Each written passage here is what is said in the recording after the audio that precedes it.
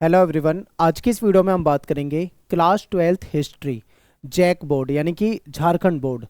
JAC board में history के मैं आपको लास्ट 5 ईयर के 4 से 5 ईयर के प्रीवियस ईयर के क्वेश्चन पेपर का सॉल्यूशन कराने जा रहा हूँ। इसमें आपका क्या होगा, एमसीक्यू क्वेश्चन की प्रैक्टिस हो जाएगी। शॉर्ट क्वेश्चन, लॉन्ग क्वेश्चन जो आपके पीछे के पेपर में आ रखे हैं वो सारे क्वेश्चन आपको पता लग जाएंगे, तो आपको पेपर का लेवल पता लग जाएगा कि किस प्रकार का आपका पेपर आता है। ठीक है, ये सारे क्वेश्चन वेरी वेरी इंपॉर्टेंट होने वाले हैं आपके लिए, क्योंकि मैं जो क्वेश्चन इस वीडियो में कराने वाला हूँ इसमें से ज़्यादातर आप ये मान लो कि लगभग लगभग यही प्रश्न आपके पेपर में आएंगे। सेम अगर आप इस वीडियो को देख के जाते हो तो सेम क्वेश्चन आपको आपके पेपर में देखने को मिलेंगे। तो इसको बिल्कुल अच्छे तरीके से तैयार करके जाओ, वीडियो को बिल्कुल ठीक है ध्यान से देखो और रट के जाना एकदम क्वेश्चन। और ज्योग्राफी के लिए ऑलरेडी मैंने एक वीडियो बनाई है, अगर आपने ये वीडियो नहीं देखी तो उसको भी देख लो। ठीक है, ज्योग्राफी के भी आपके जो पीवाईक्यू है मैंने इस वीडियो में कवर करा दिए हैं। इसके अलावा एक वीडियो का लिंक मैं आपको दूंगा, इसमें मैंने केवल लॉन्ग क्वेश्चन कराए हैं। ठीक है, यानी कि आपकी जो बुक 1 है और बुक 2 है, दोनों बुक के लॉन्ग क्वेश्चन जो है आपको इस वाली वीडियो में देखने को मिलेंगे। तो लॉन्ग क्वेश्चन एक ही वीडियो में, ये मैंने प्री बोर्ड के टाइम पे बनाई थी वीडियो। ठीक है, अब ये मत सोचना कि ये प्री बोर्ड लिखा हुआ है तो ये प्री बोर्ड की वीडियो है। इसमें आपकी बुक 1, बुक 2, बुक 3 तीनों बुक के कंप्लीट क्वेश्चन आंसर करा रखे हैं, आपके फाइनल एग्जाम में बिल्कुल हेल्पफुल साबित होगी। और कंप्लीट प्लेलिस्ट मैंने बना रखी है जिसमें मैंने सारे चैप्टर करा रखे हैं। ठीक है, एनसीईआरटी के आपके सारे चैप्टर करा रखे हैं। आपको मैं इस प्लेलिस्ट का लिंक दूंगा, आप उस पर क्लिक करोगे, कमेंट में आपको लिंक मिल जाएगा, क्लिक करोगे तो सारी वीडियो आपके सामने आ जाएगी। ठीक है, और इसमें से आपको ये वीडियो जरूर ढूंढ के देखनी है। अगर आप सारी वीडियो नहीं देख पा रहे तो इसको देख लेना अच्छे तरीके से, और इससे आपका बेनिफिट होगा, आपको पेपर में यही क्वेश्चन देखने को मिलेंगे। टेलीग्राम ग्रुप अगर आपने ज्वाइन कर रखा है तो बहुत अच्छी बात है, आपको पीडीएफ नोट्स यहाँ से मिलेंगे। अगर नहीं ज्वाइन किया तो आप ज्वाइन करो, बिल्कुल फ्री है। आपको जाना है इस पे class 12th ESP new group, ये सर्च करना है टेलीग्राम पे जाके। ठीक है, आपको यहाँ पे क्या मिल जाएंगे, पीडीएफ नोट्स जो हैं वो मिल जाएंगे, आप डाउनलोड कर पाओगे। कुछ पूछना है तो आप मुझे डायरेक्ट मैसेज कर सकते हैं, एकलव्या स्टडी पॉइंट ये मेरा यूज़र नेम है इंस्टाग्राम पे आप मुझे इस नाम से सर्च कर सकते हैं। कुछ भी डाउट हो आपको तो आप मुझसे पूछ सकते हैं। ठीक है, तो चलिए स्टार्ट करते हैं वीडियो को। आपको ले चलता हूँ सीधा अपनी स्क्रीन पे और वहाँ पे आपको लगातार सारे के सारे क्वेश्चन पेपर एक साथ करा देता हूँ। बात करेंगे लास्ट ईयर के पेपर की, यानी कि जो आपका प्रीवियस ईयर का क्वेश्चन पेपर है 2025 का, इसको देखते हैं। सबसे पहला क्वेश्चन आपके सामने कि सिंधु सभ्यता का कौन सा स्थान जो है वो मृतकों का टीला इसके रूप से विख्यात है। ठीक है, यानी इस नाम से फेमस है। तो आपको पता होगा जो मोहनजोदड़ो है ये मृतकों के टीले के नाम से फेमस है। अगला प्रश्न है कि हड़प्पा वासी जो थे वो नीले रंग का जो लाजवर्द मणि होता था। ठीक है, यानी ये जो लाजवर्द मणि है जो ब्लू कलर का होता है, ये कहाँ से इनको मिलता था। ठीक है, तो ऑप्शन देखिए ध्यान से, तो इसका सही आंसर हो जाएगा शोरतू। ठीक है, शोरतू घई, ध्यान रखना। अगला क्वेश्चन है कि काली चूड़ियाँ के नाम से कौन सा स्थान प्रसिद्ध है। तो कालीबंगा जो है ये आपने देखा होगा, और ये इंपॉर्टेंट है, ये कई बार आता है। ठीक है, तो ये राजस्थान में है कालीबंगा, इसका करेक्ट आंसर हो जाएगा। अगला क्वेश्चन है कि प्रियदर्शी के नाम से किस शासक को पुकारा जाता था। ठीक है, तो अशोक को पुकारा जाता था। अब इससे रिलेटेड कुछ फैक्ट भी जान लो, पेपर में यहाँ से भी क्वेश्चन पूछा जाता है कि अशोक द्वारा अपनाई गई जो उपाधि थी उसमें से एक थी देवाना प्रिय। ठीक है, प्रियदर्शी का तो मतलब है देखने में सुंदर, प्रियदर्शी अशोक के लिए यूज किया जाता था, इस शब्द का मतलब होता था देखने में सुंदर। ठीक है, एक और शब्द है देवाना प्रिय, देवाना प्रिय का मतलब है देवताओं का प्रिय। ठीक है, पेपर में हो सकता है ये क्वेश्चन भी पूछ लें, तो आपको याद रखना है। अगला क्वेश्चन है कि 16 महाजनपद में सबसे ज्यादा जो शक्तिशाली महाजनपद था वो कौन सा था। तो आप बोलोगे मगध। ठीक है, मगध वाला क्वेश्चन कई बार आता है पेपर में। अगला क्वेश्चन है कि मौर्य वंश के जो संस्थापक थे वो कौन थे। तो चंद्रगुप्त मौर्य के द्वारा इसकी स्थापना की गई थी। ठीक है, अगला क्वेश्चन है कि धर्मसूत्र और धर्मशास्त्र, इसमें कितने प्रकार के विवाह जो हैं जिसको स्वीकृति मिली हुई है। तो इसमें 8 प्रकार के विवाह का आपको वर्णन मिलता है। ठीक है, अब यहाँ पे एक चीज़ देखिए, 8 प्रकार के विवाह जो हैं वो उसको स्वीकृति दी गई है, लेकिन जो पहले 4 हैं उनको सही माना जाता है, यानी उसको उत्तम माना जाता है। ठीक है, बाकी के जो 4 हैं उसको निंदित माना गया है, यानी ज़्यादा अच्छा नहीं माना गया है। और ऐसा हो सकता है कि ये जो विवाह पद्धतियाँ थी ये उन लोगों में प्रचलित रही हों जो कि ब्राह्मणीय नियमों को अस्वीकार करते हो। यानी कि देखो, ब्राह्मण के हिसाब से अगर देखें तो 8 में से 4 को सही माना गया। ठीक है, यानी स्वीकृति तो 8 को है लेकिन 4 को सही माना गया, 4 को सही नहीं माना गया। पर हो सकता है जो ब्राह्मण के नियमों को ना मानते हो लोग वो इन 4 को भी सही मानते हो, तो ये चीज़ आपको बताई हुई है। अगला क्वेश्चन है कि महाभारत के रचयिता जो थे इनका नाम क्या है। ठीक है, तो देखिए वेद व्यास, यानी जो साहित्यिक रचयिता हैं वो वेद व्यास माने जाते हैं। और महाभारत के जो मूल रचयिता हैं, ठीक है, अगर मूल रचयिता की बात आए तो वो भाट सारथी हो जाते हैं, जो कि जिनको सूत भी कहा जाता है। ठीक है, तो पूछा जा सकता है पेपर में। अगला क्वेश्चन है कि महात्मा बुद्ध को निर्वाण की प्राप्ति कहाँ पर हुई थी। ठीक है, तो कहाँ पे इनकी मृत्यु हो गई थी, निर्वाण प्राप्त हुआ था कुशीनगर।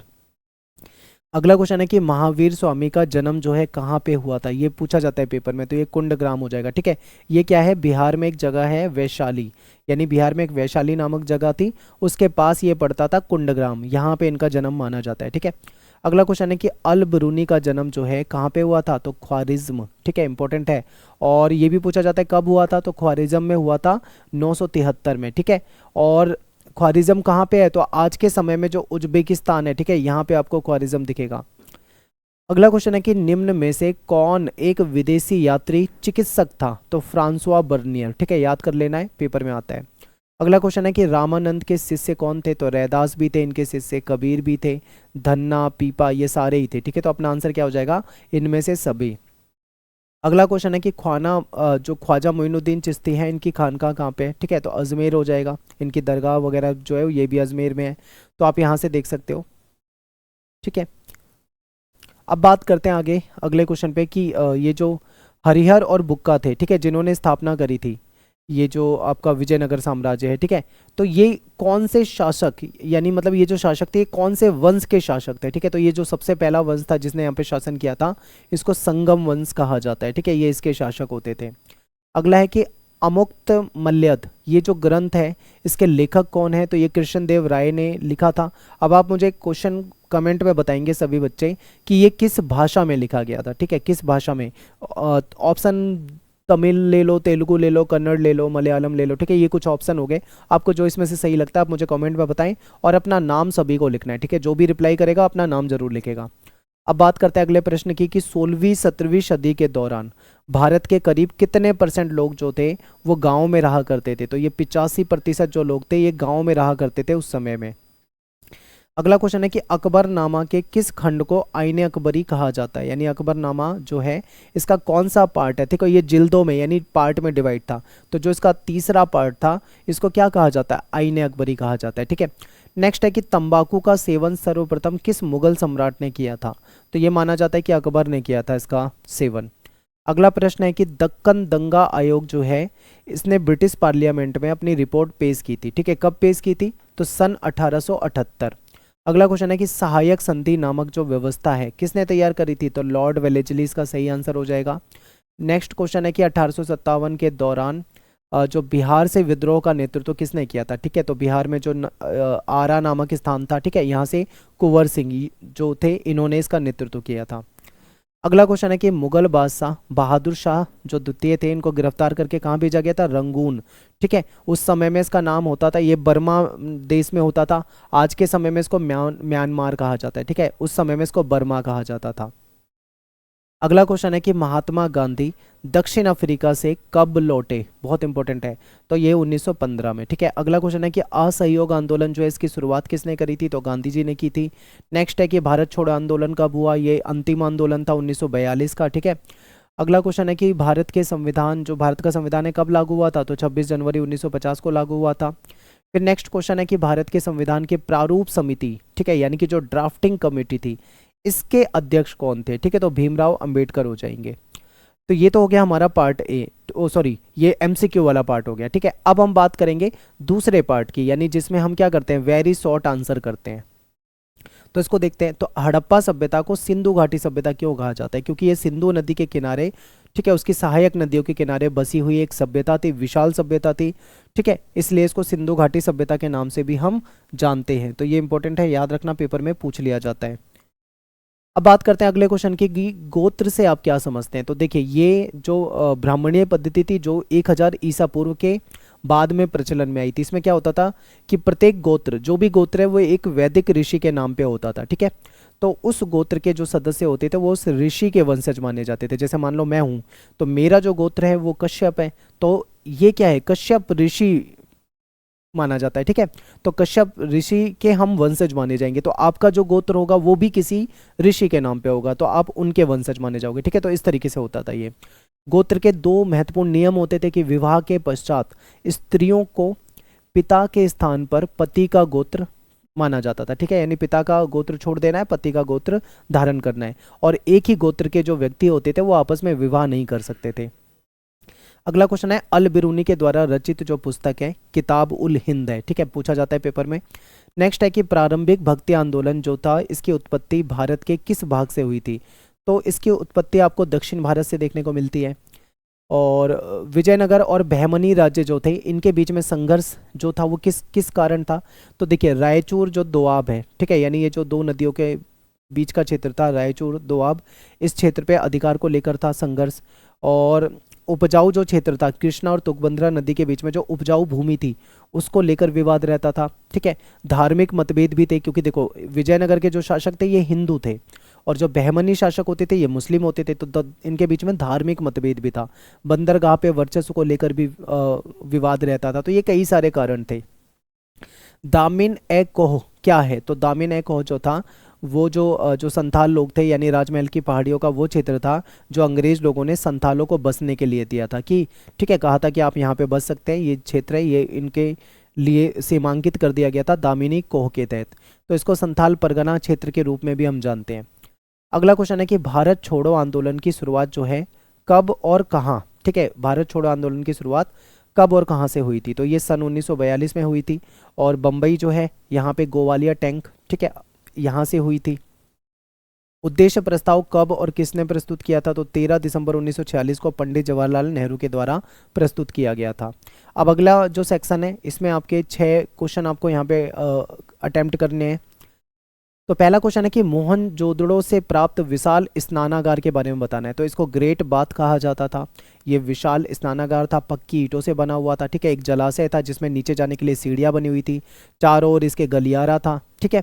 और ऐसा माना जाता है कि इसमें देखो पानी भरने निकालने की पूरी सुविधा थी। ऐसा माना जाता है कि इसका उपयोग जो था ना वो धार्मिक अनुष्ठान के लिए किया जाता था, ठीक है। यानी कि कोई ऐसे ही नहीं नहा सकता, किसी विशेष पर्पज़ यानी किसी धार्मिक अनुष्ठान के लिए इसका यूज़ किया जाता था और यहाँ पे सामूहिक स्नान होता था, ठीक है।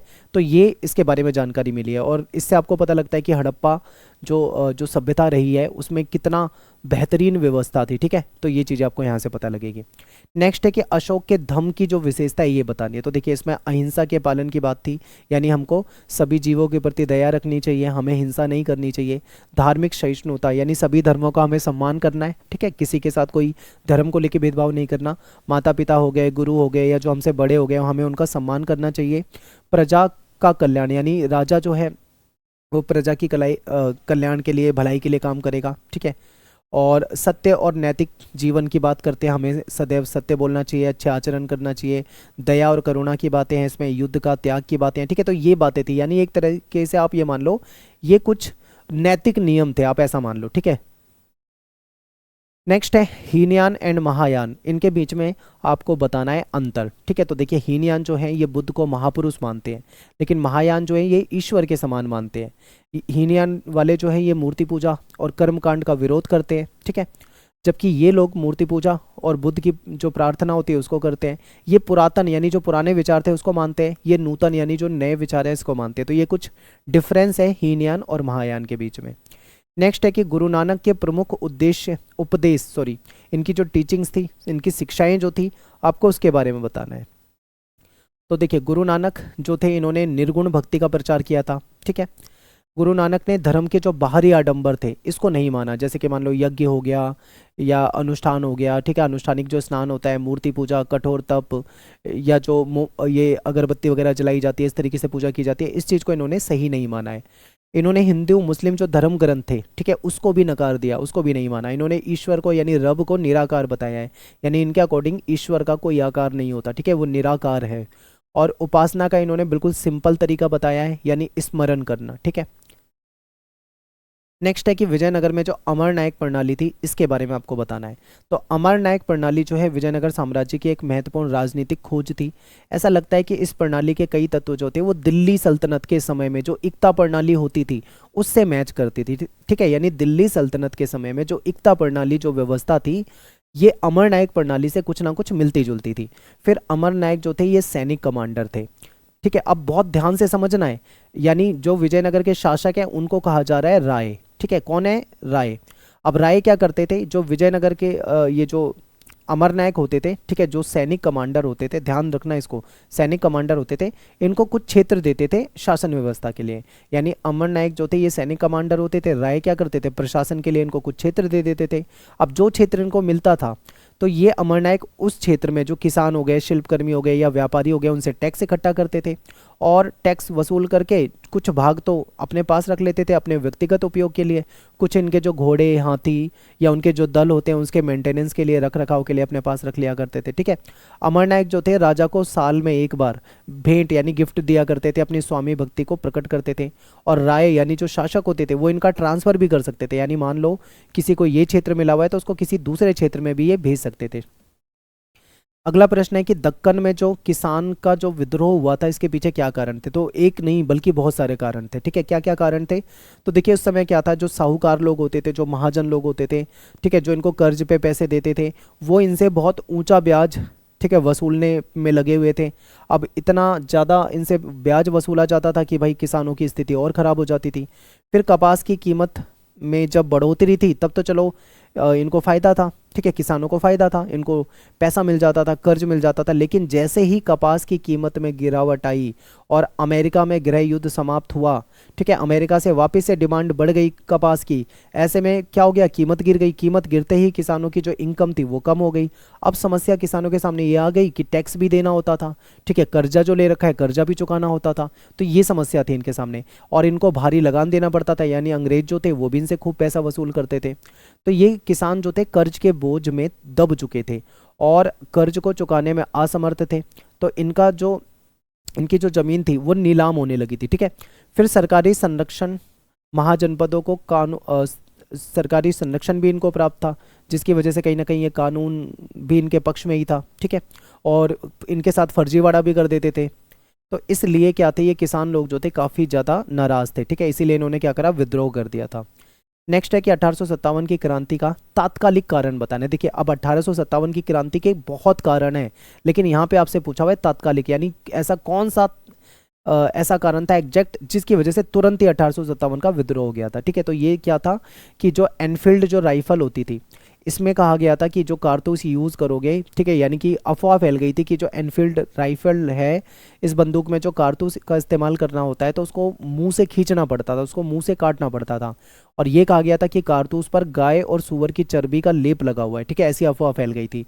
तो जिसके कारण जो सिपाही थे वो नाराज हो गए थे, क्योंकि उनको लग रहा था इससे उनका धर्म भ्रष्ट हो जाएगा, उनकी धार्मिक भावनाएं आहत हो चुकी थी। तो इस कारण से तुरंत ही विद्रोह हो गया था। ठीक है, तो इसी को तात्कालिक कारक माना जाता है।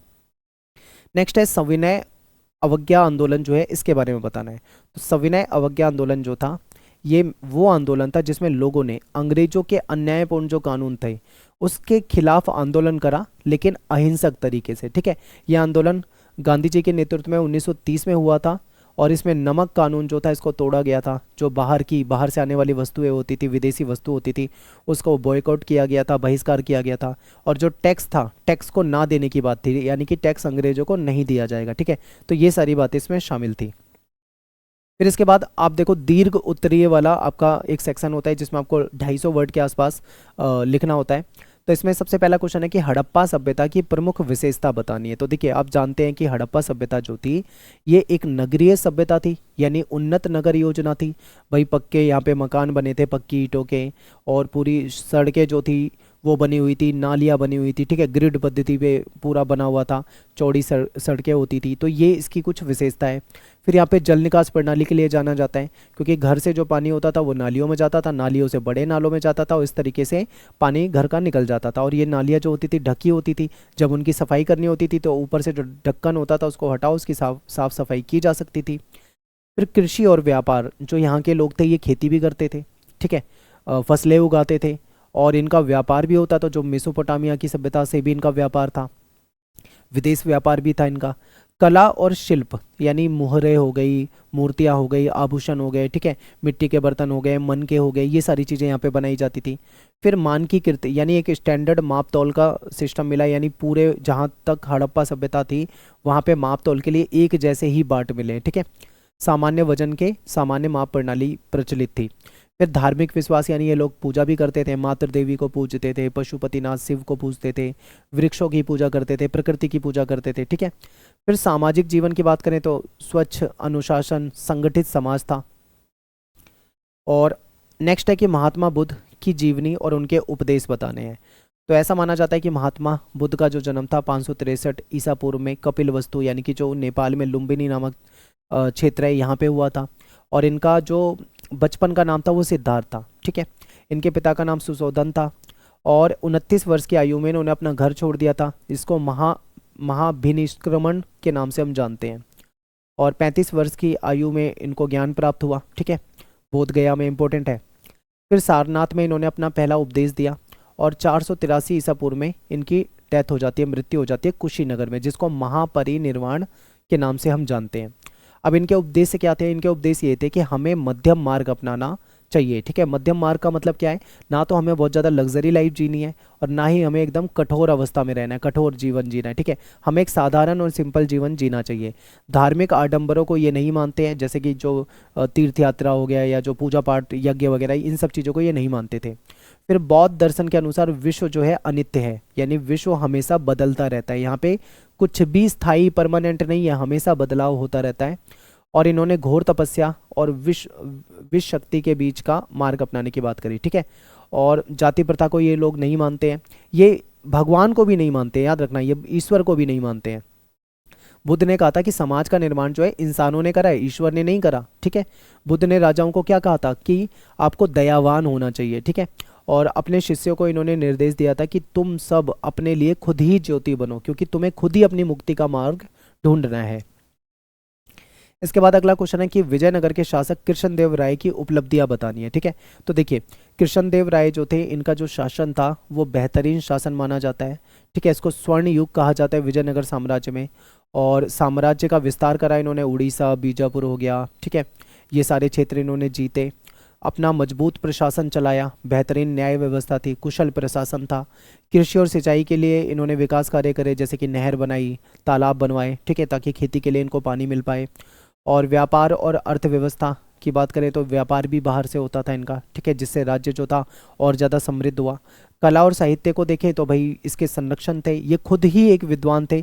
इन्होंने एक तेलुगु ग्रंथ लिखा था जिसको अमुक्त माल्यद के नाम से हम जानते हैं। और वास्तुकला की दृष्टि से देखें तो बहुत सारे मंदिर हो गए, भव्य भवन हो गए, गोपुरम वगैरह हो गए, तो ऐसा निर्माण आपको इनके काल में भी देखने को मिलता है, ठीक है। तो ये सारी बातें आपको यहाँ पे बतानी थी। अगला क्वेश्चन है कि स्थायी बंदोबस्त, इससे आप क्या समझते हैं और इसकी मुख्य विशेषताएं क्या हैं, आपको ये बतानी है। तो स्थायी बंदोबस्त जो है ये भू राजस्व व्यवस्था थी, यानी कि ज़मीन से टैक्स लिया जाता था। 1793 में लॉर्ड कॉर्नवालिस के द्वारा बंगाल क्षेत्र में इसको लागू किया गया था, ठीक है। और इसकी विशेषता क्या थी? इसकी विशेषता ये थी कि जमींदार जो थे, अब इनका काम क्या था? टैक्स वसूलने का। जमींदार जो थे ये किसान लोगों से टैक्स वसूलते थे, ठीक है। और लगान की राशि जो थी वो निश्चित कर दी गई थी, यानी फिक्स कर दी गई थी। अब वो फिक्स जो लगान है, टैक्स है, वो इनको टाइम पे देना होता था। अब जमींदार को तय समय के अंदर, समय सीमा के अंदर वो पैसा इकट्ठा करना है और अंग्रेजों तक पहुंचाना है, ठीक है। जमींदार किसानों से टैक्स वसूल करने का काम करते थे और टैक्स वसूल के सरकार को दे देते थे, यानी अंग्रेजों को दे देते थे। समय पे अगर टैक्स ना दे पाए तो इनकी जमींदारी, इनकी संपत्ति नीलाम कर दी जाती थी। आपने जो उसमें सूर्यास्त विधि वाला रूल भी पड़ा होगा कि भाई एक फिक्स डेट होती थी, उस डेट में अगर सूर्य ढलने से पहले नहीं जमा होता टैक्स तो इनकी जमींदारी नीलाम की जाएगी, ठीक है, ये होता था। इससे क्या हुआ? इससे किसानों की स्थिति बहुत खराब हो गई थी। तो ये बातें आपको यहाँ पे बतानी थी। अगला क्वेश्चन है कि 1857 के विद्रोह के प्रमुख कारण आपको बताने हैं। तो एक कारण नहीं था विद्रोह का, बहुत सारे कारण थे, जैसे धार्मिक कारण हो गया, राजनीतिक कारण हो गया, आर्थिक कारण हो गया, सैन्य कारण हो गया, सामाजिक कारण हो गया, और एक तात्कालिक कारण तो मैं आपको पहले ही बता चुका हूँ इसी क्वेश्चन पेपर में, है ना। तो तात्कालिक को हम यहाँ नहीं देखेंगे, आगे चलते हैं। सामाजिक कारण को समझते हैं, क्योंकि देखो अंग्रेज लोग जो थे ये भारतीयों के साथ नस्लीय भेदभाव करते थे, उनको नीच समझते थे, अपने आप को ज़्यादा ऊँचा समझते थे, ठीक है, भारतीयों को नीच समझते थे। तो ये एक सामाजिक कारण है। राजनीतिक कारण की बात करें तो सहायक संधि थोपी जा रही थी, शासकों को वहाँ से हटाया जा रहा था, भारतीय राजाओं का अपमान करते थे, तालुकदारों को इन्होंने कमज़ोर कर दिया था, उनके किले ध्वस्त कर दिए थे, उनकी सैन्य टुकड़ियाँ भंग कर दी थी। ठीक है, तो ये कुछ राजनीतिक कारण हो जाएंगे। आर्थिक कारण की बात करें तो इनकी जो टैक्स थी, टैक्स की नीति थी, ये अच्छी नहीं थी, क्योंकि बहुत ज़्यादा टैक्स वसूलते थे। हमारे जो उद्योग थे उनको, जो हमारे पारंपरिक उद्योग थे उनको नष्ट कर दिया इन्होंने, और लोगों का आर्थिक शोषण करा, जबरन नील की खेती करवाते थे। धार्मिक कारण की बात करें तो जो ईसाई मिशनरी थी, ये क्या करती थी, घूम घूम के ईसाई धर्म का प्रचार करती थी और कन्वर्जन का काम करती थी, यानी लोगों का धर्म परिवर्तन कराने का प्रयास करती थी, भारतीयों को ये ईसाई बनाना चाहते थे।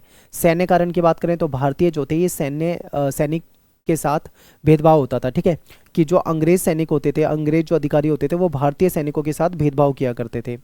और चर्बी वाले कारतूस, इसकी अफवाह फैल गई थी, ये भी एक कारण है। वेतन समय पे ना मिलना या अवकाश ना मिलना, तो ये कुछ कारण थे जिसकी वजह से ये हुआ था। ठीक है, इसके बाद अगला क्वेश्चन है कि भारतीय राष्ट्रीय आंदोलन में गांधी जी की महत्वपूर्ण भूमिका के बारे में आपको बताना है। तो स्वतंत्रता संग्राम में महत्वपूर्ण भूमिका रही है, और जन आंदोलन, सत्याग्रह, ठीक है, इसको इन्होंने मुख्य हथियार बनाया। फिर आपको बताना है कि सत्याग्रह और अहिंसा का प्रयोग, यानी कि गांधी जी ने संघर्ष का नया तरीका अपनाया जिसको सत्य की शक्ति या सत्याग्रह कहा जाता था। और चंपारण आंदोलन आप बता सकते हो, जिसमें किसानों की समस्या उठाई गई थी, क्योंकि उनसे जबरन खेती कराई जाती थी नील की। ठीक है, तो इसका भी इन्होंने विरोध करा, आंदोलन किया। असहयोग आंदोलन बता सकते हो, कि विदेशी वस्तुओं का बहिष्कार कराने की बात की गई थी। ठीक है, सरकारी नौकरी छोड़ने, स्कूल छोड़ने, कॉलेज जाने से छोड़ दिया जाए।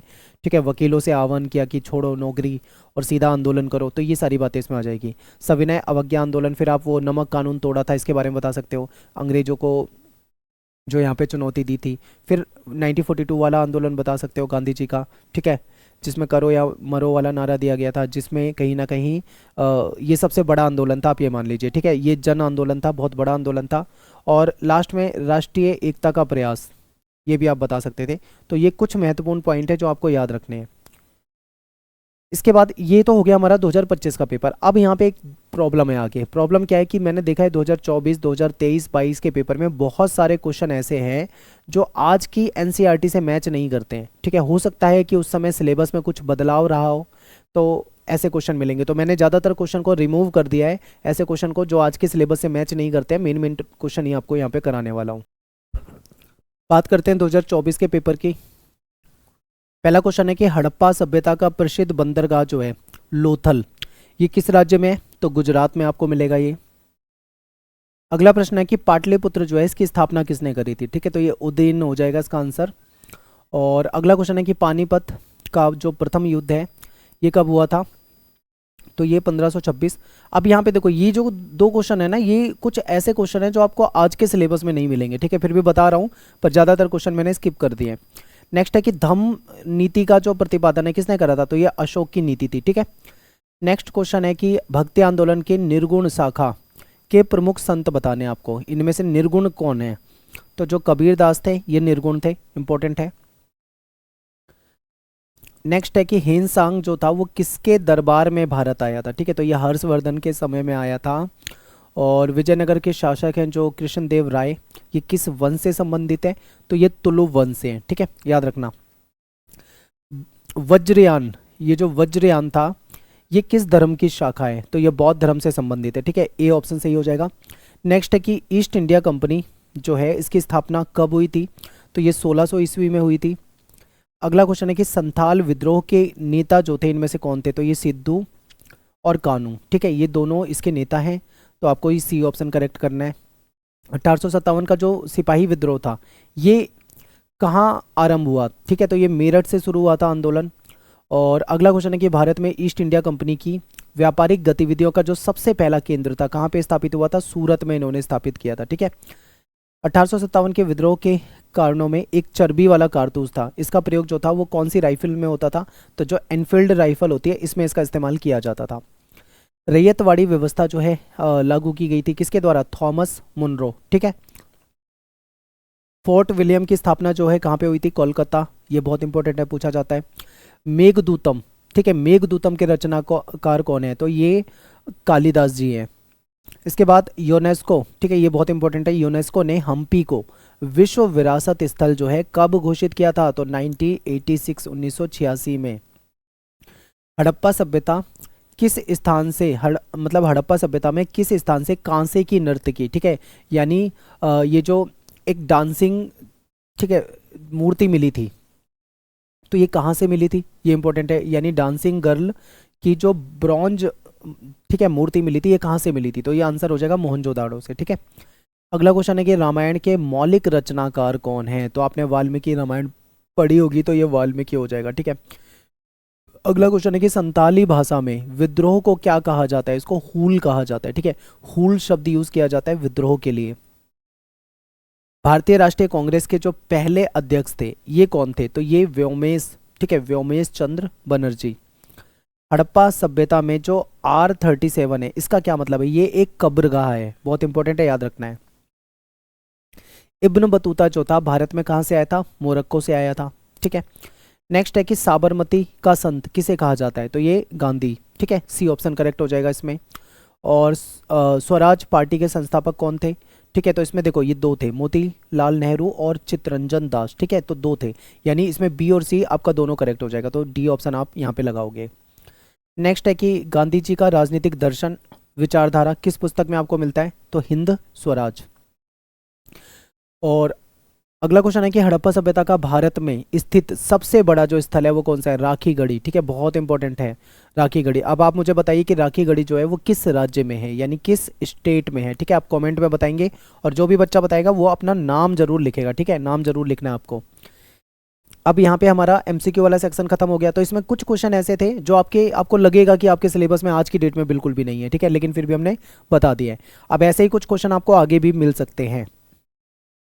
तो पहला क्वेश्चन है कि प्राचीन भारतीय इतिहास के अध्ययन में कौन कौन से स्रोत यूज होते हैं? तो प्राचीन भारत के बारे में, यानी जब एंशियंट इंडियन की हिस्ट्री, आप एंशियंट इंडिया की हिस्ट्री पढ़ते हो तो उसमें सोर्स यूज किए जाते हैं पुरातात्विक स्रोत, ठीक है। पुरातात्विक स्रोत में क्या आ जाएंगे? जैसे खुदाई से कोई अवशेष मिला हो, मान लो खुदाई में कोई मूर्ति मिली हो, कोई सिक्का मिला हो, कोई भवन का अवशेष मिला हो, कोई मिट्टी का बर्तन मिला हो, कोई औजार मिला हो, ठीक है, तो ये सब स्रोत इसमें आ जाते हैं। दूसरा है लिटरेचर, यानी साहित्यिक स्रोत। इसमें वेद, उपनिषद, रामायण, महाभारत, पुराण, बौद्ध धर्म के जो ग्रंथ हैं, जैन धर्म के जो ग्रंथ हैं, ठीक है, ये सारे इसमें आ जाते हैं। फिर विदेशी यात्री जो बाहर से आए हुए थे, जैसे मेगस्थनीज हो गया, फाहियान हो गया, हिंसांग हो गया, इनके द्वारा जो लिखा गया विवरण है इससे जानकारी मिलती है। अभिलेख, अभिलेख जैसे अशोक के समय के जो अभिलेख मिलते हैं, शिलालेख मिलते हैं, स्तंभ लेख मिलते हैं, इससे भी हमको जानकारी मिलती है। सिक्कों से भी हमको जानकारी मिलती है, ठीक है। अगला क्वेश्चन है कि भारत के कौन से दो प्रांत अगस्त 1947 में भारत और पाकिस्तान के बीच बांटे गए? तो पंजाब और बंगाल, ठीक है, ये दो प्रांत थे जिसका बंटवारा हुआ था जिले के स्तर पे। अगला क्वेश्चन है कि अकबर का जन्म कब और कहाँ पे हुआ था? तो ये 1542 में, ठीक है, आज के समय में जो पाकिस्तान में सिंध है यहाँ पे उमरकोट नामक स्थान पे हुआ था। सगुण भक्ति क्या है? सगुण भक्ति भक्ति का वो तरीका है, वो माध्यम है जिसमें ईश्वर की पूजा की जाती है, ठीक है। किस रूप में की जाती है? उसको एक रूप में पूजा की जाती है, मूर्ति के रूप में की जा सकती है, ठीक है। आप जैसे मंदिर में जाते हो, आपको वहाँ पे हनुमान जी की मूर्ति मिलती है, शिव की मूर्ति मिलती है, ठीक है, या भगवान राम की मूर्ति मिलती है, तो ये एक मूर्त रूप है, यानी जिसमें हम देख सकते हैं। तो इसको हम क्या बोलते हैं? सगुण भक्ति कहते हैं, ठीक है। इसमें आप भगवान राम, भगवान कृष्ण या उनके जो अवतार हैं उसकी आराधना करते हैं। पहाड़ियाँ कौन थे? तो पहाड़ी एक आदिवासी जनजाति थी, ये राजमहल की पहाड़ियों में रहा करती थी, जंगल से मिलने वाले जो उत्पाद होते हैं उससे अपना जीवन बसर करते थे। ये लोग शिकार करते थे, संग्रह करते थे, ठीक है। और निर्भर जो थे ये पूरी तरीके से किस पे निर्भर होते थे? ये कहीं ना कहीं, ठीक है, जंगलों पे निर्भर हैं, शिकार पे निर्भर हैं, आखेट पे निर्भर हैं, भोजन संग्रहण पे निर्भर हैं, इस चीज़ पे निर्भर रहते थे। अगला क्वेश्चन है कि भारतीय स्वतंत्रता आंदोलन में त्रिमूर्ति के नाम से कौन प्रसिद्ध है? तो लाल, बाल, पाल, ठीक है। लाल से है लाला लाजपत राय, बाल से है बाल गंगाधर तिलक और पाल से है विपिन चंद्र पाल, ठीक है। अगला है कि सिपाही विद्रोह से जुड़े दो प्रमुख महिला नेत्रियों की बात करनी है। तो 1857 का जो आपने विद्रोह देखा था उसमें रानी लक्ष्मीबाई हो जाएंगी, झांसी की रानी जिनको कहा जाता है, बेगम हजरत महल हो जाएंगी, ठीक है। भारत में रेलवे लाइन पहली बार कब और कहाँ तक बिछाई गई थी? तो ये 16 अप्रैल 1853, ठीक है, बॉम्बे यानी जो मुंबई है आज के समय में, इससे ठाणे के बीच में ये रेल की जो लाइन है इसको बिछाया गया था, ठीक है। अब इसके बाद बात करते हैं अगले सेक्शन पे। अगले सेक्शन में आपको 150 वर्ड में आंसर लिखने होते हैं और कोई 6 प्रश्न हैं, इनके उत्तर आपको देने हैं। तो भारतीय संविधान के प्रमुख अवगुण यानी हमारे संविधान की कमियां बतानी है, डीमेरिट्स बतानी है, ठीक है। तो देखिए, हमारा संविधान बहुत बड़ा है और बहुत ज़्यादा जटिल संविधान माना जाता है। आम नागरिक को समझना, ठीक है, उसकी हिसाब से समझना इसको काफ़ी मुश्किल है। इसमें बहुत सारे संशोधन हो रखे हैं और इसमें कई बार संशोधन हुए हैं, ठीक है।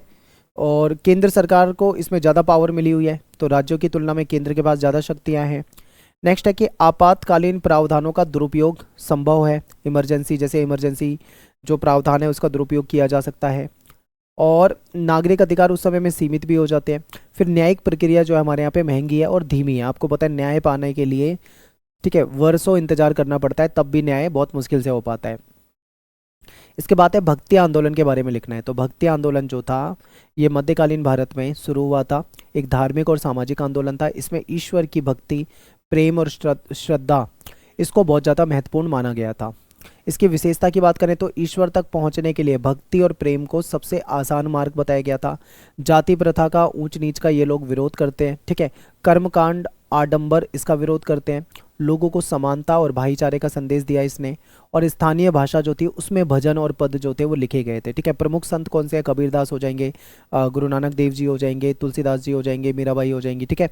और महत्व क्या है कि भक्ति आंदोलन ने समाज में समानता, प्रेम, धार्मिक सहिष्णुता, इसको बढ़ाने में महत्वपूर्ण योगदान दिया है।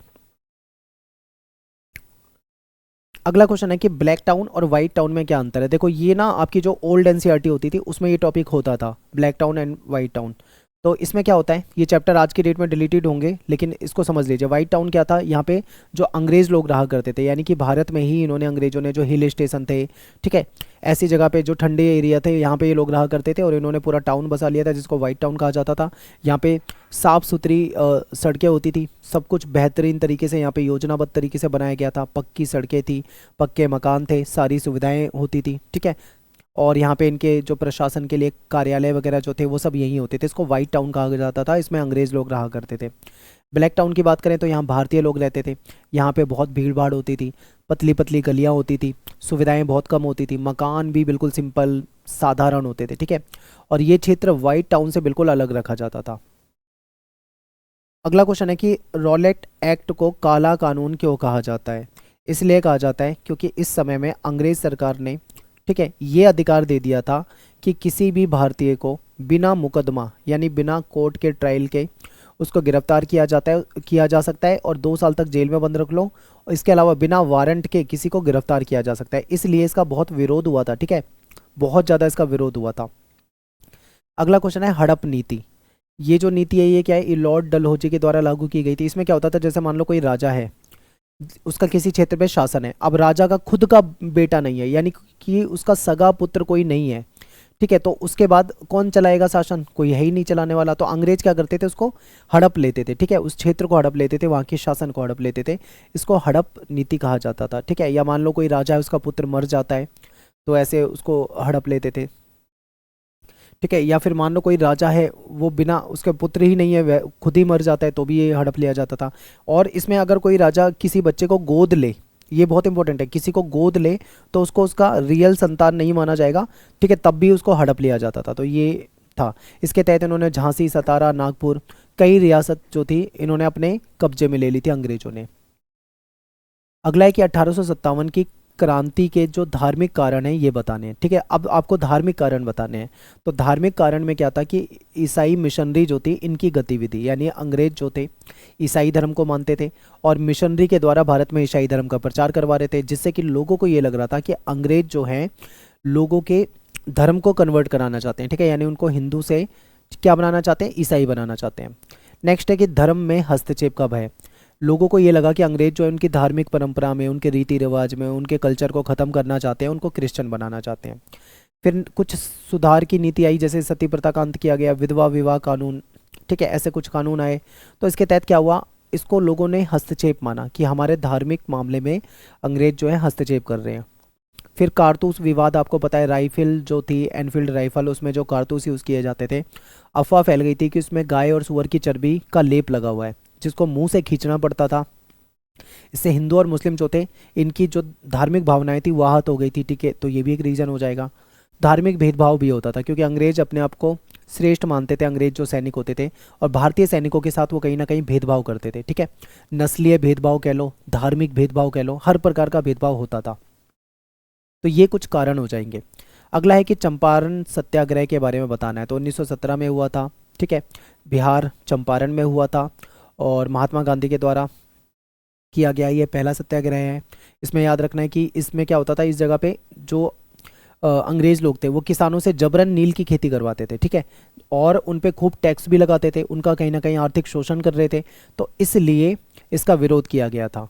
आंदोलन जो था इसमें गांधी जी, उन्होंने किसानों की समस्या को सुना और उनके लिए शांतिपूर्वक विरोध के तरीके से आंदोलन किया, ठीक है। परिणाम क्या हुआ, अंग्रेज सरकार ने उनकी मांगों को माना, और ये जो 3 कठिया प्रथा थी, यानी 15% के आसपास जो थी, ठीक है, वो देना होता था फसल, या उस पर नील की खेती उगानी होती थी, करनी होती थी, इसको भी इसका भी विरोध हुआ था, तो इसको भी रोका गया, ठीक है। तो ये हो जाएगा एक हमारा सेक्शन। इसके बाद अगला सेक्शन जो है, इसमें आपको लॉन्ग क्वेश्चन है, 250 वर्ड में आपको आंसर करना होता है।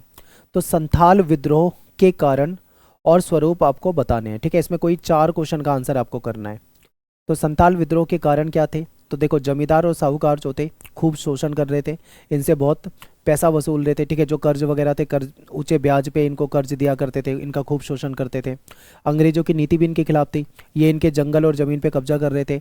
संथालों को की जो संथाल थे, इनकी आजीविका छिन रही थी। पहले तो इनको बसाया दामिनी को के तहत कि ज़मीन तुम्हारी है, बाद में उन पे खूब टैक्स लगा दिया अंग्रेजों ने, तो इसकी वजह से इनके साथ भेदभाव हुआ, उनको बहुत बुरा लगा।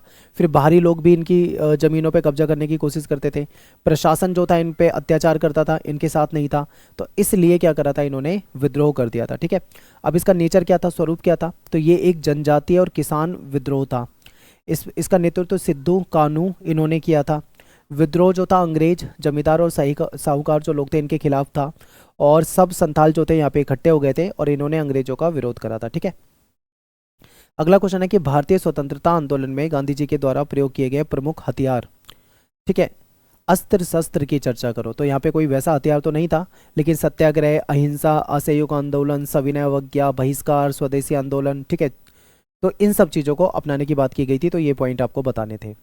अगला क्वेश्चन है कि इतिहासकार के रूप में अकबरनामा के जो लेखक है अबुल फजल, उसके बारे में आपको बताना है। तो अबुल फजल जो था मुगल सम्राट अकबर के दरबार में विद्वान था, इतिहासकार था, इसने अकबरनामा लिखी थी, आईने अकबरी की रचना करी थी, ठीक है। तो इसका मुख्य योगदान क्या है, आप बता सकते हो कि अकबरनामा की रचना की गई थी जिसमें अकबर के जीवन, उसके शासन व्यवस्था, उसकी विजय, इसके बारे में वर्णन है, डिटेल में मिलता है। आईने अकबरी में मुगल प्रशासन कैसा है, उसकी सेना, उसकी अर्थव्यवस्था, उसकी भूगोल, उसकी समाज, उसकी पूरी जानकारी डिटेल में आपको मिलती है। फिर ये विश्वसनीय माना जा सकता है क्योंकि उस समय की घटनाओं के बारे में डिटेल में लिखा हुआ ग्रंथ है, और अकबर की नीतियों का समर्थन करता था, ठीक है, जैसे सुलह कुल की नीति जो थी उसका वो सपोर्ट करता था। फिर 50वां क्वेश्चन है कि मौर्य साम्राज्य के पतन के कारण बताने। तो कमजोर उत्तराधिकारी। देखो, मौर्य साम्राज्य में अगर हम देखें, चंद्रगुप्त मौर्य बढ़िया शासन था, ठीक है, उसके बाद अशोक की भी बात करें तो यहाँ पे भी ठीक था, लेकिन अशोक के बाद के समय की बात करें तो जो शासक थे वो ज़्यादा ताकतवर नहीं थे, ठीक है। फिर विशाल साम्राज्य का प्रशासन था, बड़ा साम्राज्य था, तो उसमें पूरे में अच्छे तरीके से प्रशासन करना, उसको कहीं ना कहीं कंट्रोल करके रखना, ये बहुत मुश्किल हो गया था। अर्थव्यवस्था कमज़ोर हो रही थी, लगातार युद्ध या बड़े प्रशासन, इसमें काफ़ी पैसा लग जाता था, ठीक है। प्रांतीय विद्रोह भी हो जाते थे कई बार, विदेशी आक्रमण, ये भी एक रीज़न है। केंद्रीय सत्ता ही कमज़ोर थी, तो जाहिर सी बात है साम्राज्य टूटना तय था। तो ये कुछ कारण थे जिसे आप कह सकते हो कि ये प्रमुख पतन के कारण रहे हैं। अगला प्रश्न है कि कबीरदास की जीवनी, उनकी शिक्षा और उनके उपदेश के बारे में आपको बताना है। तो इनका जन्म वाराणसी में हुआ था, निर्गुण भक्ति के संत रहे हैं। इनका पालन पोषण जो था ये जुलाहा दंपति नीरू और नीमा के द्वारा किया गया था। रामानंद के शिष्य माने जाते हैं। इनकी कुछ महत्वपूर्ण रचनाएं हैं जो इनके दोहे, इनके भजन, साखी के रूप में हमको देखने को मिलता है। शिक्षाओं की बात करें तो एक ईश्वर में विश्वास, ठीक है, एक ईश्वर की बात करते थे। जाति प्रथा का विरोध करते थे, सभी को समान मानते थे। अंधविश्वास और कर्म कांड का ये विरोध करते थे। बाहरी पूजा पाठ इसको सही नहीं मानते थे, और मूर्ति पूजा का भी ये विरोध करते थे, ठीक है। बहुदेववाद का भी विरोध करते थे, और सादा जीवन जीने की बात करते थे, सच्चाई ईमानदारी से। प्रमुख उपदेश, मोह को कहाँ ढूंढो रे बंदे, ईश्वर हमारे भीतर। कहाँ ढूंढ रहे हो, ईश्वर तो हमारे भीतर है। ठीक है, प्रेम, सत्य और भाईचारे का संदेश दिया, हिंदू मुस्लिम एकता पे जोर दिया। नेक्स्ट है भारतीय संविधान की प्रमुख विशेषता बताइए। अब देखो, इससे पहले वाले पेपर में शायद हमने संविधान की कमियां पढ़ी थी, अब हम संविधान की विशेषता पढ़ रहे हैं और ये क्वेश्चन आगे के पेपर में भी मिलेगा। ठीक है, वहां पे मैं आपको बार बार नहीं बताऊंगा, तो एक बार देख लीजिए। भारतीय संविधान जो है लिखित और विस्तृत संविधान है, यानी दुनिया का सबसे बड़ा लिखित संविधान है। हमारे संविधान में व्यवस्था है कि एक संप्रभु, समाजवादी, धर्मनिरपेक्ष, लोकतांत्रिक गणराज्य बनाता है। संघीय व्यवस्था है हमारे यहाँ पे, केंद्र और राज्य दोनों के बीच में शक्तियों का विभाजन आपको मिलेगा। संसदीय शासन व्यवस्था है, ठीक है, पूरा संसदीय सिस्टम है हमारे यहाँ पे। मौलिक अधिकार जनता को मिले हुए हैं। राज्य के नीति निर्देशक तत्व, ये भी आप बता सकते हो। एक स्वतंत्र न्यायपालिका है हमारे यहाँ पे। एकल नागरिकता, पूरे देश में आप कहीं भी रहते हो आपको सिंगल नागरिकता यानी आपको इंडियन भारतीय नागरिकता ही मिलेगी। ठीक है, सार्वभौमिक वयस्क मताधिकार यानी सभी को वोट देने का अधिकार है। जो भारत में 18 साल प्लस का हो जाता है वो वोट दे सकता है। ठीक है, फिर संविधान की सर्वोच्चता यानी संविधान को सबसे ऊपर माना जाता है। तो ये कुछ विशेषताएं हैं। तो यहाँ पे अपना 2024 का पेपर भी खत्म हो जाता है। ठीक है, 2023 के क्वेश्चन पेपर को डिस्कस करते हैं, एक बार ध्यान से देखिए। पहला क्वेश्चन है कि हड़प्पा किस नदी के किनारे अवस्थित है। ठीक है, जैसे ही हड़प्पा आता है तुरंत ही सिंधु नदी टिक कर देते हैं, तो याद रखना ये गलत है। हड़प्पा जो है वो रावी नदी के किनारे है। ठीक है, बहुत सारे बच्चे तुरंत सिंधु करेंगे, तो जल्दीबाजी में मत करना। नेक्स्ट है कि विजयनगर साम्राज्य की स्थापना जो है ये कब हुई थी, तो 1336 हरिहर और बुक्का दो भाइयों के द्वारा। ठीक है, नेक्स्ट है कि महात्मा गांधी दक्षिण अफ्रीका से भारतवर्ष कब लौटे थे, तो सन 1915, याद रखना। अगला है, ये भी क्वेश्चन रिपीट हो रहा है कि महावीर जो थे, ठीक है, इनका जन्म कहाँ पे हुआ था, कुंडलवन। आयंगर व्यवस्था जो है वो किससे संबंधित है, तो ये विजयनगर साम्राज्य से संबंधित है। संविधान सभा के स्थायी अध्यक्ष कौन थे, डॉक्टर राजेंद्र प्रसाद थे। ठीक है, और भारत का जो राष्ट्रगान है वो कौन सा है, तो जन गण मन अधिनायक। ठीक है, ये हमारा राष्ट्रगान है। आईने अकबरी की रचना जो है किसने करी थी, अबुल फजल ने की थी। गांधी जी के राजनीतिक गुरु कौन थे, तो गोपाल कृष्ण गोखले हो जाएगा। ठीक है, फिर अशोक के अभिलेख में कितने प्रकार के प्रांतों का उल्लेख है, तो इसमें 5 प्रकार के प्रांतों का उल्लेख है। ठीक है, नेक्स्ट है कि भारतीय संविधान में संसदीय प्रणाली जो है किस देश से ली गई थी, ब्रिटेन से ली गई थी। भारतीय राष्ट्रीय कांग्रेस के संस्थापक कौन थे, A.O. ह्यूम के द्वारा 1885 में इसकी स्थापना की गई थी। ठीक है, फिर धम्म की नीति की शुरुआत जो है वो किसने की थी, तो अशोक। ठीक है, इंपॉर्टेंट है, पूछा जाता है। प्लासी का युद्ध 1757, याद रखना है। और महाभारत की रचना वेद व्यास। ठीक है, आईने अकबरी को कितने भागों में विभाजित किया जाता है, तो इसको 5 पार्ट में। ठीक है, देखो ये क्या था, अकबरनामा था। अकबरनामा जो था उसकी 3 जिल्द थी, तीसरी जिल्द जो थी ये आईने अकबरी थी। ठीक है, और आईने अकबरी के खुद के 5 पार्ट थे, तो इस तरीके से आपको याद रखना है। नेक्स्ट है कि विजयनगर की जो स्थानीय मातृ देवी है वो कौन है, पंपा देवी है। दामिन एक कोहो, ये क्या था, संथालों के लिए जो संथालों के लिए घोषित क्षेत्र था। ठीक है, इसको संथाल परगना कहा जाता था।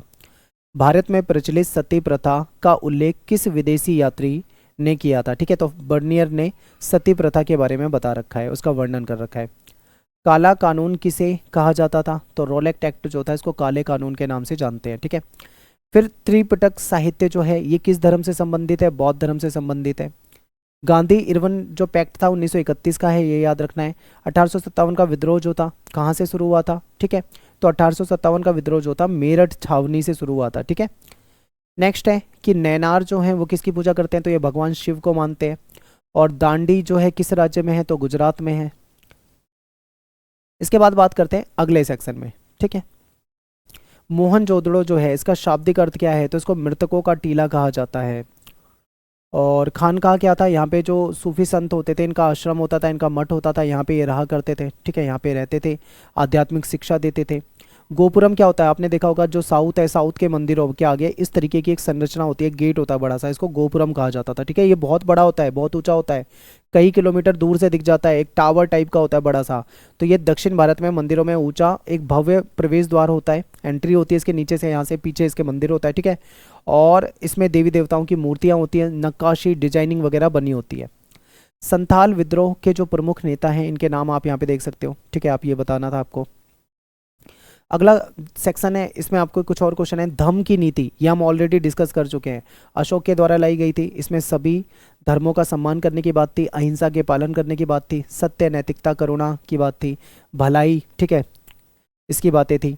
नेक्स्ट है बासरिया और बेशरिया से आप क्या समझते हैं? तो बासरिया और बेशरिया जो है सूफी संप्रदाय के टू, आप इसको दो प्रकार या टू अलग टाइप्स मान सकते हो, ठीक है। यानी एक एक सूफी संत होते हैं जो बाशरिया होते हैं, ठीक है, एक होते हैं बेशरिया। तो बाशरा की अगर हम बात करें तो इसमें क्या होते हैं, जो लोग शरीयत का पालन करते हैं, ठीक है, जो इस्लामी जो धार्मिक नियम है जो इनका पालन करते हैं, ये बाशरिया कहलाएंगे। ये इस्लाम के नियमों और परंपराओं के अनुसार अपना जीवन जीते हैं। दूसरा होते हैं बेशरा, ठीक है। तो बेशरा जो हैं ये सूफी शरीयत के जो नियम होते हैं इसको नहीं मानते हैं और ये स्वतंत्र और रहस्यवादी जीवन जीते हैं, ठीक है। तो आप ऐसे बता सकते हो। अगला है कि स्थायी बंदोबस्त व्यवस्था जो है कब और कहाँ और किसने लागू की थी, ठीक है। तो ये 1793 में लागू हुई थी। ये लॉर्ड कॉर्नवालिस के द्वारा लागू हुई थी बंगाल क्षेत्र में, ठीक है। बंगाल प्रेसिडेंसी क्षेत्र होते हैं जिसमें बिहार का पार्ट आ जाता है, उड़ीसा का क्षेत्र आ जाता है, ये सारे क्षेत्र इसमें आ जाते थे, ठीक है। इसके बाद बात करते हैं 1857 की क्रांति के 5 प्रमुख जो नेता हैं, इनके नाम बताने हैं। तो आप यहाँ पे नाम देख सकते हो, ठीक है।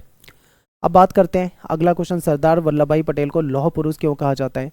इसलिए कहा जाता है क्योंकि इनका बहुत महत्वपूर्ण योगदान था, ठीक है। इस योगदान को समझते हैं क्योंकि इन्होंने अत्यंत दृढ़ निश्चय यानी कठोर फैसले लिए, कठोर नेतृत्व किया और साहस का परिचय दिया।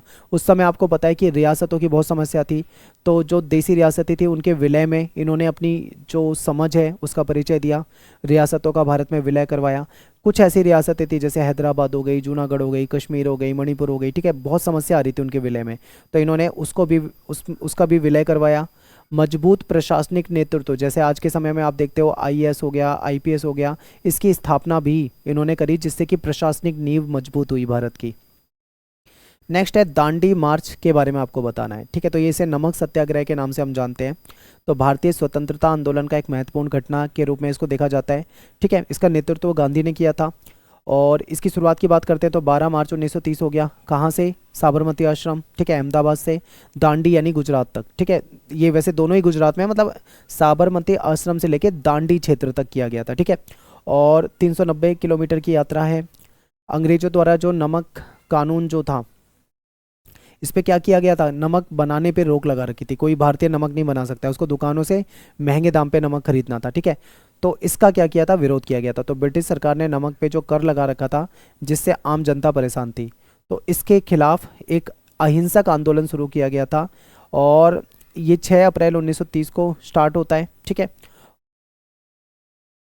सॉरी, ये स्टार्ट हुआ था जो, ये 12 मार्च 1930 को हुआ था, ठीक है। 6 अप्रैल 1930 को तो ये खत्म हो गया था, यानी वहाँ पे पहुँच गए थे दांडी क्षेत्र में, नमक बनाया और नमक कानून को तोड़ा, ठीक है।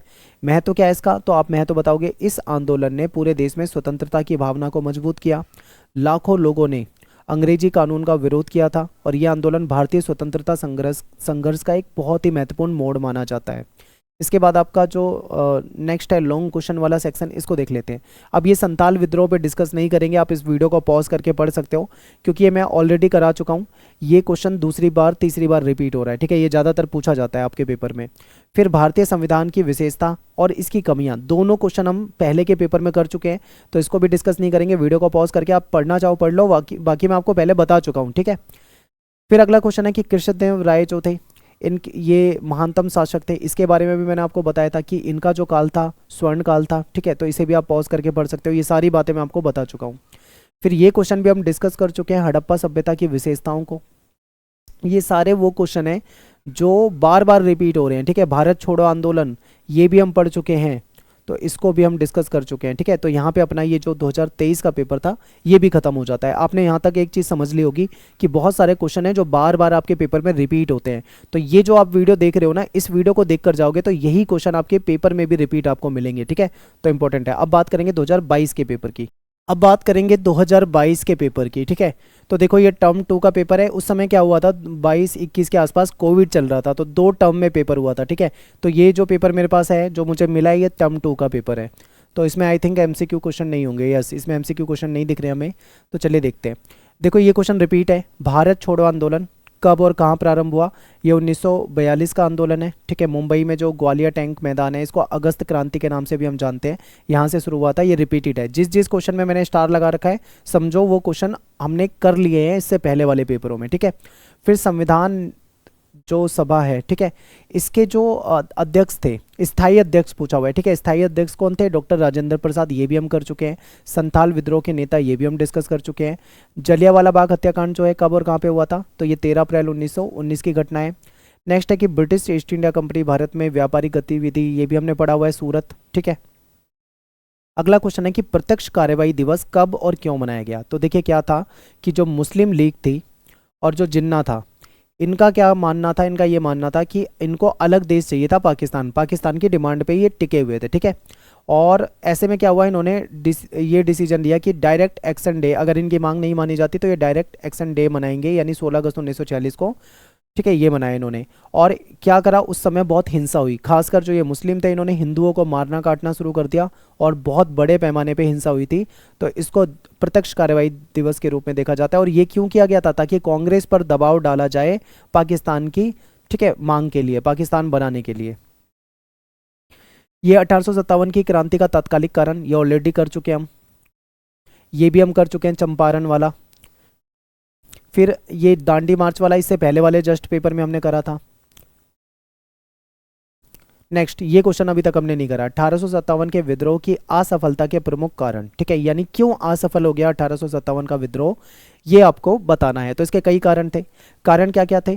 क्योंकि ये पहला स्वतंत्रता संग्राम था, ठीक है। ये असफल रहा, असफल इसलिए रहा क्योंकि एकता और संगठन का अभाव। कई जगह पे विद्रोह जो था वो पूरे देश में नहीं फैल पाया, ठीक है, पूरे देश में एकता और संगठन में अभाव था। विभिन्न क्षेत्रों के नेता जो थे उनमें आपसी समन्वय की कमी देखने को मिली। फिर स्पष्ट लक्ष्य या नेतृत्व का अभाव, यानी एक लीडर नहीं था जो पूरे आंदोलन को चला रहा हो, ठीक है, यानी एक राष्ट्रीय नेता नहीं था, अलग अलग क्षेत्रों से अलग अलग लीडर बन गए थे और वो सब मिलकर इसको चला रहे थे।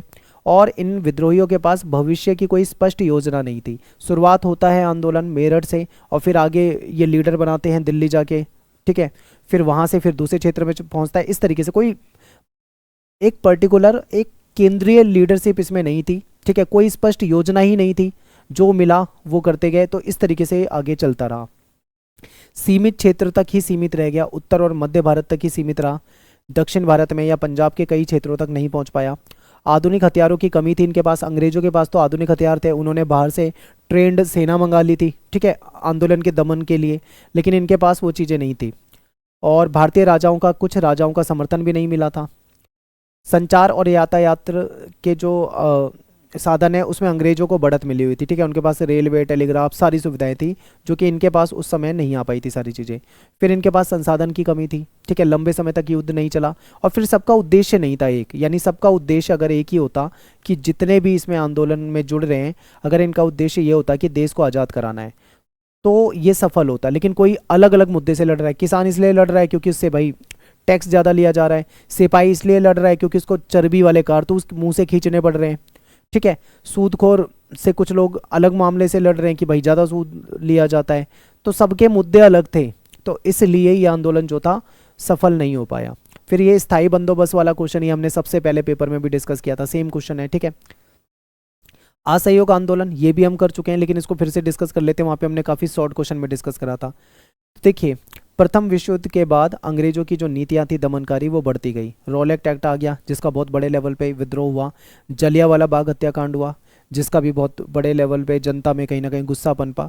तो इस और खिलाफत आंदोलन चल रहा था, इसके समर्थन में मुस्लिम वगैरह आ गए थे, ठीक है। इसी समय 1920 में गांधी जी के द्वारा एक आंदोलन शुरू किया गया जिसको बोलते हैं असहयोग आंदोलन, मतलब हमें अंग्रेजों का सहयोग नहीं करना है, ठीक है, ये बात थी इसमें। आंदोलन में क्या कार्यक्रम था, क्या प्रोग्राम था? तो सबसे पहले ये बात की गई कि जो सरकारी संस्था है उसका बहिष्कार कर दो, यानी अंग्रेजों की जो संस्था है उसका बहिष्कार करो। सरकारी स्कूल में जाना बंद करो, कॉलेज में जाना बंद करो, अदालतों में जाना बंद करो, पूरी तरीके से बहिष्कार करो, ठीक है। फिर विदेशी वस्तु जो है बाहर से आती है, विदेशी कपड़ा हो गया, ठीक है, या विदेशी कोई अन्य वस्तु हो गई, उसको त्याग दो, यानी उसको बॉयकॉट करना था, ठीक है। फिर सरकारी उपाधि अगर किसी ने प्राप्त करी है तो उसको त्याग दो, उपाधियां लौटाई जाने लगी। चुनाव का बहिष्कार होने लगा, जो विधान परिषद के कुछ चुनाव थे उसमें भाग ना लेना, ठीक है। सभाएं, जुलूस, हड़ताल ये सब आयोजित की गई। आंदोलन जो था बहुत तेज़ी से फैल रहा था, छात्र इसमें जुड़ने लगे, किसान जुड़ने लगे, मजदूर जुड़ने लगे, महिलाएं इसमें शामिल होने लगी। ठीक है, सबने विदेशी कपड़ों को जलाया, होली जलाई गई कपड़ों की, और इस तरीके से आंदोलन सही चल रहा था। लेकिन क्या होता है 1922 में चौरा चौरी जो हत्याकांड हो जाता है। ठीक है, सॉरी, इसमें जो पुलिस चौकी थी उसको जला दिया जाता था। ठीक है, उसमें जला दिया गया था जिसमें पुलिसकर्मी मारे गए थे। तो ये आंदोलन जो था ये एक तरीके से हिंसक आंदोलन में कन्वर्ट हो गया था, जिसके कारण इसको वापस लेना पड़ा। ठीक है, तो यहाँ पे हमारा ये पेपर हो जाता है। अब बात करेंगे 2020 के पेपर की।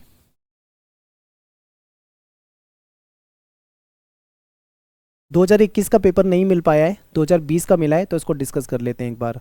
इसमें मैंने जो क्वेश्चन आपके आउट ऑफ सिलेबस है आज की डेट पे वो हटा दिया है, मेन मेन क्वेश्चन ये ले रखे हैं, तो इसको देखते हैं। सबसे पहला क्वेश्चन है कि सिंधु घाटी सभ्यता की जुड़वा राजधानी किसको कहा जाता है? तो हड़प्पा एंड मोहनजोदड़ो। ठीक है, याद रखना है। नेक्स्ट है कि महाभारत में कितने प्रकार के विवाहों का उल्लेख मिलता है? तो उसमें 8 प्रकार के विवाहों का उल्लेख मिलता है। और जैन धर्म के प्रथम तीर्थकर जो थे ये कौन थे? ऋषभ देव माने जाते हैं। नेक्स्ट है कि सांची मध्य प्रदेश के किस जिले में आता है? रायसेन जिले में। ठीक है, इंपॉर्टेंट है। अल बिरूनी ने जो किताबुल हिंद लिखी थी किस भाषा में थी? अरबी भाषा में थी। शेख मोइनुद्दीन चिश्ती की दरगाह कहाँ पे है? अजमेर में। ठीक है, ये भी हम कर चुके हैं, ये पहले ही पूछा हुआ क्वेश्चन है। नेक्स्ट है कि आईने अकबरी कितने भागों में विभक्त है? तो आईने अकबरी जो थे इसके 5 पार्ट थे। ठीक है, याद रखना, ये भी हम कर चुके हैं डिस्कस। फिर ब्रिटिश ईस्ट इंडिया कंपनी की स्थापना कब हुई थी? 1600, ये भी डिस्कस कर चुके हैं। 1857 का जब विद्रोह चल रहा था उस समय में भारत का गवर्नर जनरल कौन था? तो लॉर्ड कैनिंग था। तो ये लॉर्ड कैनिंग याद रखना है। और ये भी हम कर चुके हैं कि भारतीय राष्ट्रीय कांग्रेस के संस्थापक कौन है? ए.ओ. ह्यूम हो जाएगा। ठीक है, संविधान सभा के अध्यक्ष, ठीक है, स्थायी अध्यक्ष की बात चल रही है तो डॉक्टर राजेंद्र प्रसाद हो जाएंगे। नेक्स्ट है कि अशोक के अभिलेख में जो उपयोग में 2 लिपि मिलती है वो कौन सी है? ब्राह्मी और खरोष्टी लिपि। ठीक है, फिर निर्गुण और सगुण भक्ति में क्या अंतर होता है? निर्गुण यानी ईश्वर को निराकार माना जाता है, ईश्वर का कोई रूप नहीं है, कोई रंग नहीं है। ठीक है, निराकार है वो। मूर्ति पूजा या कर्मकांड इसमें नहीं होता है, ईश्वर एक है और सब जगह मौजूद है ऐसा माना जाता है। ध्यान, ठीक है, ध्यान करना, भजन करना, इस पे जोर दिया जाता है। इसको कौन मानते थे? कबीर और गुरु नानक हो गए। दूसरी तरफ है सगुण, इसमें ईश्वर का एक साकार रूप होता है। ठीक है, उसका रंग रूप होगा, मूर्ति होगी, बाकायदा उसकी पूजा की जाएगी, यानी एक साकार रूप में पूजा करते हैं। राम कृष्ण आदि इन भगवानों की पूजा होती है। पूजा, आरती, भजन ये सब शामिल है। तुलसीदास, सूरदास, मीराबाई ये सगुण भक्ति के संत हैं। ठीक है, इसके बाद बात करते हैं भारत छोड़ो आंदोलन कब और किसके द्वारा शुरू हुआ था? तो 8 अगस्त 1942 को महात्मा गांधी के द्वारा शुरू हुआ था। ये भी क्वेश्चन कर चुके हैं। अगला क्वेश्चन है सिंधु घाटी सभ्यता एक शहरी सभ्यता थी, इसके बारे में बताना है। तो ये भी हम कर चुके हैं क्योंकि सुव्यवस्थित नगर योजना थी, पक्के मकान थे। ठीक है, ये सारी बातें बता चुका हूँ। उन्नत जल प्रणाली थी, सार्वजनिक भवन जैसे कि आपको स्नानागार वगैरह के बारे में बताया था। ठीक है, व्यापार होता था, माप तौल की व्यवस्था के बारे में बताया हुआ था, ये सब कर चुके हैं हम। अगला क्वेश्चन है कि कलिंग युद्ध का अशोक पे क्या प्रभाव पड़ा? तो कलिंग युद्ध जो था इसका मौर्य साम्राज्य के जो शासक थे अशोक, इनके जीवन में बहुत बड़ा प्रभाव पड़ा। कहा जाता है कि इस युद्ध के बाद इनको बहुत गहरा पश्चाताप, ठीक है, यानी ये पश्चाताप में चले गए। इन्होंने देखा युद्ध में लाखों लोगों की मृत्यु हुई, बहुत बड़े लेवल पे विनाश हुआ। इस दृश्य ने अशोक को बहुत दुख में डाल दिया और पछतावे में डाल दिया। फिर हिंसा का त्याग किया अशोक ने, युद्ध और विस्तार की नीति को छोड़ दिया और अहिंसा के मार्ग को अपनाया। फिर बौद्ध धर्म की ओर झुकाव माना जाता है, बौद्ध धर्म को स्वीकार किया। फिर धम्म नीति की शुरुआत की। ठीक है, धम्म में सत्य, अहिंसा, दया, सहिष्णुता ये सब कुछ हम डिटेल में पढ़ चुके हैं। शांति और कल्याण की नीति, ठीक है, अपनाई गई। नेक्स्ट है कि वर्ण व्यवस्था और जाति व्यवस्था पर, यानी जाति व्यवस्था जो है उस पर अल बिरूनी ने क्या कहा था? तो अल बिरूनी कहता है कि जो ये जाति व्यवस्था है ना, ये केवल भारत में नहीं है, फारस में भी देखें तो वहाँ पे भी समाज जो था, वहाँ पे भी समाज 4 हिस्सों में बटा हुआ था। ठीक है, केवल भारत में ऐसा नहीं है। तो आपको पता है भारत में 4 वर्ण होते थे, ब्राह्मण, क्षत्रिय, वैश्य, शूद्र, इन सब के अपने अपने काम होते थे। ठीक है, तो इसने अल बिरूनी ने बोला ये सब जगह होता है, लेकिन जाति प्रथा में जो हमारे यहाँ पे जो छुआछूत वाली चीज़ें थी या अस्पृश्य मानना, किसी को अछूत मानना, किसी को अशुद्ध मानना, इस चीज़ को ये नहीं मानता है। ठीक है, इसने इसका विरोध किया है। फिर कबीरदास के उपदेश हम पढ़ चुके हैं। कृष्णदेव राय की उपलब्धियां हमने पढ़ ली है। ठीक है, ये भी हम कर चुके हैं। काला शहर और गोरा शहर यानी black town and white town already हम कर चुके हैं। नेक्स्ट है कि 1857 के विद्रोह में अफवाह की क्या भूमि थी? अफवाहें जो होती थी बहुत तेज़ी से फैलती थी, जैसे कारतूस की अफवाह थी, बहुत तेज़ी से फैल गई थी कि जो एनफील्ड राइफल है उसके जो कारतूस हैं उसमें गाय और सुअर की चर्बी होती है। ठीक है, ऐसी ऐसी अफवाह फैल गई थी। धर्म परिवर्तन का भय कि जबरन ईसाई बना दिया जाएगा, सारे लोगों का धर्म परिवर्तन करा दिया जाएगा, ये अफवाह फैल गई थी। ठीक है, चपाती वाली जो अफवाह फैली थी कि एक व्यक्ति आता है वो चपाती बांटता है, इस तरीके की अफवाह। तो इस तरीके से जनता में एक तरीके से आप ये मान लो कि भय का माहौल हो चुका था। फिर असहयोग आंदोलन ऑलरेडी हम कर चुके हैं, थोड़ी देर पहले हमने करा था। ठीक है, इसमें बता देता हूँ, सरकारी संस्थाओं का बहिष्कार किया गया था, विदेशी वस्तु का बहिष्कार किया गया था, उपाधियों का बहिष्कार किया गया था, ये ऑलरेडी हम कर चुके हैं। फिर ये महावीर जैन के बारे में हम पढ़ चुके हैं, 1857 के विद्रोह के प्रमुख कारण, ठीक है, और तात्कालिक कारण, दोनों क्वेश्चन हम कर चुके हैं।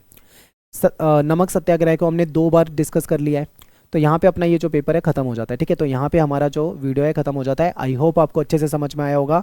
जितने भी क्वेश्चन मुझे बच्चों ने, आपके जैसे स्टूडेंट ने भेजे थे, वो सभी मैंने क्या करें यहाँ पे दे दिए। ठीक है, करा दिए। अब जैसे ही आपका पेपर हो जाएगा तो आपको अभी का जो लेटेस्ट पेपर है वो भी मुझे सेंड करना है। मैं देखूंगा कि कितने क्वेश्चन आ रहे हैं, कैसे क्वेश्चन आ रहे हैं। ठीक है, तो सभी मुझे टेलीग्राम पे जो बच्चा मेरे से जुड़ा हुआ है वो मुझे सेंड कर देगा। और आपसे रिक्वेस्ट है कि ज़्यादा से ज़्यादा अपने बोर्ड के स्टूडेंट तक ये वीडियो पहुँचा दीजिए। मिलते हैं नेक्स्ट वीडियो में। Thanks for watching. जय हिंद, जय भारत।